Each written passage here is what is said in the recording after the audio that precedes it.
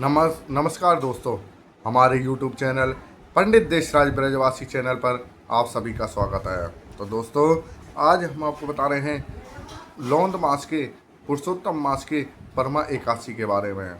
इसे कमला एकादशी भी बोला जाता है। तो दोस्तों, इस कहानी के व्रत कथा के बारे में व्रत कथा हम आपको बता रहे हैं। तो इससे पहले हम आगे आपको कथा सुनाएं।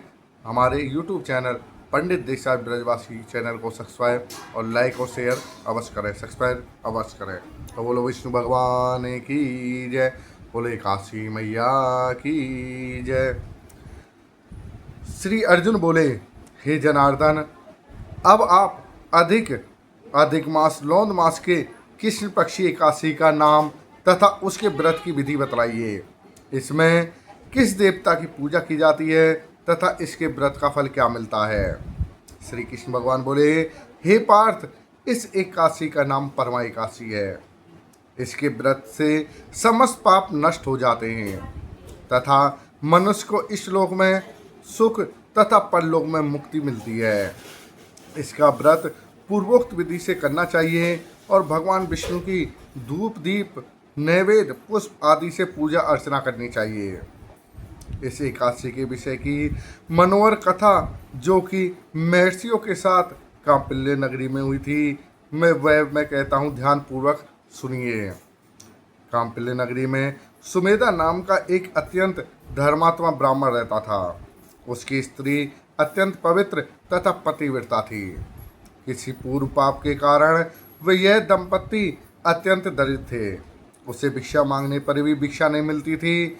उस ब्राह्मण की पत्नी वस्त्रों से रहित होते हुए भी अपने पति की सेवा किया करती थी और अतिथि को अन्न देकर स्वयं भूखी रह जाती थी और पति से कभी किसी वस्तु की मांग नहीं करती थी।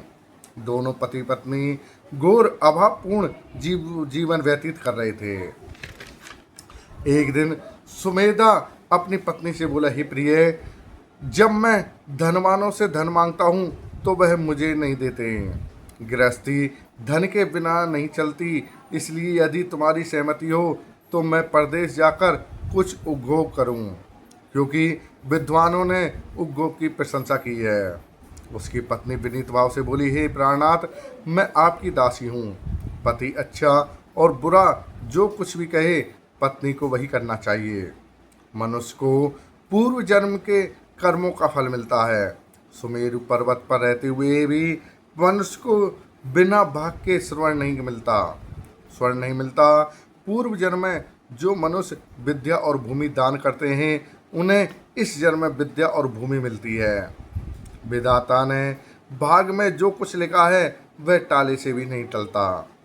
यदि कोई मनुष्य दान नहीं करता तो भगवान उसे केवल अन्न ही देते हैं। इसलिए आपको इस स्थान पर रहना चाहिए, क्योंकि मैं आपके वियोग नहीं सह सकती। पति बगैर स्त्री की माता पिता भाई सास ससुर व अन्य संबंधी सभी निंदा करते हैं। इसलिए हे प्राणनाथ, आपको कहीं जाने की आवश्यकता नहीं। जो भाग में होगा वह यहीं मिल जाएगा। पत्नी की सलाह मानकर ब्राह्मण परदेश नहीं गया। इसी प्रकार समय बीतता रहा। एक समय कौंडिन्य मुनि उस जगह आए। उन्हें देखकर सुमेधा और उनकी पत्नी ने उन्हें प्रणाम किया और बोले, आज हम धन्य हुए। आपके दर्शन से आज हमारा जीवन सफल हुआ है। मुनि को उन्होंने आसन तथा भोजन दिया। भोजन देने के पश्चात पतिव्रता बोली, हे मुनिवर, आप मुझे दरिद्रता का नाश करने की विधि बतलाइए। मैंने अपने पति को परदेश में धन कमाने जाने से रोका है। मेरे भाग्य से आप आ गए हैं। मुझे पूर्ण विश्वास है कि अब मेरी दरिद्रता शीघ्र ही नष्ट होने वाली है। अतः आप हमारी दरिद्रता नष्ट करने के लिए कोई उपाय बताएं। इस पर कौंडिन्य मुनि बोले, मल मास के कृष्ण पक्ष की परमा एकादशी के व्रत से समस्त पाप दुख और दरिद्र आदि नष्ट हो जाते हैं। जो मनुष्य इस व्रत को करता है वह धनवान हो जाता है।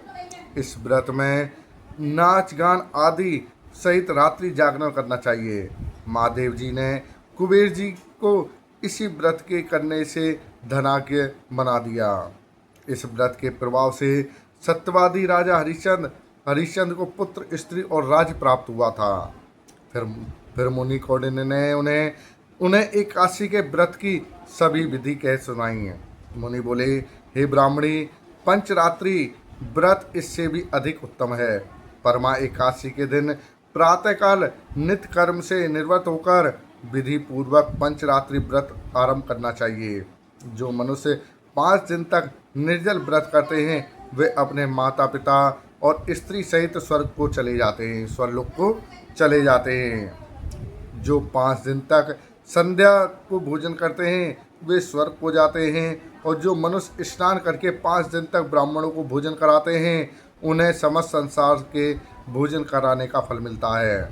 इस व्रत में जो घोड़े का दान करते हैं उन्हें तीनों लोक में दान करने का फल मिलता है। जो मनुष्य उत्तम ब्राह्मण को तिल दान करते हैं वे तिल की संख्या के बराबर वर्षों तक विष्णु लोक में, वैकुंठ लोक में रहते हैं। जो घी का पात्र दान करते हैं वह सूर्य के लोक को जाते हैं। जो 5 दिन तक ब्रह्मचर्य पूर्वक रहते हैं वे देवांगनाओं के साथ स्वर्ग में जाते हैं। हे ब्राह्मणी, तुम अपने पति के साथ इसी व्रत को करो, इससे तुम्हें अवश्य ही सिद्धि और अंत में स्वर्ग की प्राप्ति होगी। कौंडिन्य मुनि के कहे अनुसार उन्होंने परमा एकादशी का 5 दिन तक व्रत किया। व्रत समाप्त होने पर ब्राह्मण की पत्नी ने एक राजकुमार को अपने यहाँ आते देखा।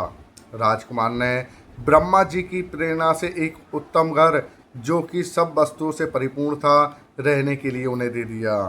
तत्पश्चात राजकुमार ने आजीविका के लिए एक ग्राम दे दिया। इस प्रकार दोनों इस व्रत के प्रभाव से इस लोक में अनंत सुख भोग कर अंत में स्वर्लोक को चले गए। श्री कृष्ण जी भगवान ने कहा, हे पार्थ, जो मनुष्य परमा एकादशी का व्रत करता है उसे समस्त तीर्थों व यज्ञों आदि का फल मिलता है। जिस प्रकार संसार में 2 पैरों वाले में ब्राह्मण, 4 पैरों वालों में गाय और देवताओं में इंद्रराज श्रेष्ठ है, उसी प्रकार मासों में अधिक मास, लौंड मास, पुरुषोत्तम मास उत्तम है। इस महीने में पंचरात्रि अत्यंत पुण्य देने वाली है। इस महीने में पद्मिनी और परमा एकादशी भी श्रेष्ठ है। उनके व्रत से समस्त पाप नष्ट हो जाते हैं। अतः दुर्लभ मनुष्य को एक व्रत जरूर करना चाहिए। जो मनुष्य अधिक मास स्नान तथा एकादशी व्रत नहीं करते उन्हें आत्महत्या का पाप लगता है। जो मनुष्य यह योनि बड़े पुण्यों से मिलती है, इसलिए मनुष्य को एकादशी का व्रत अवश्य करना चाहिए। हे अर्जुन, जो तुमने पूछा था सो मैंने बतला दिया। अब इन व्रतों को भक्ति भाव सहित करो।